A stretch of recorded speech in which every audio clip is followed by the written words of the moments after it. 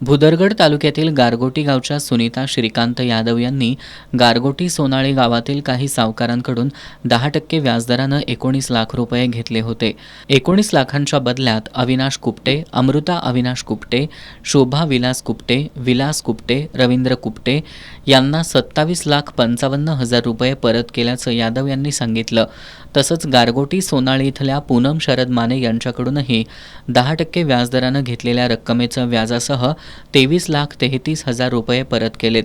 मात्र व्याज देऊन सावकारांकडून कुटुंबाला जीवे मारण्याची धमकी दिली जात असल्याचा आरोप यादव यांनी केलाय। बेकायदेशीर सावकारी करून आर्थिक पिळवणूक करत असलेल्या खासगी सावकारकीविरोधात 9 मे रोजी पोलीस अधीक्षकांकडे तक्रार दाखल केली होती।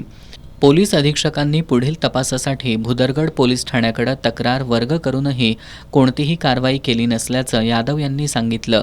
पोलीस खासगी सावकारांविरोधात कारवाई करत नसल्यानं 15 जुलै रोजी सकाळी 11 वाजता कोल्हापूरच्या पोलीस अधीक्षक कार्यालयासमोर आत्मदहन करणार असल्याचा इशारा सुनीता यादव यांनी दिलाय।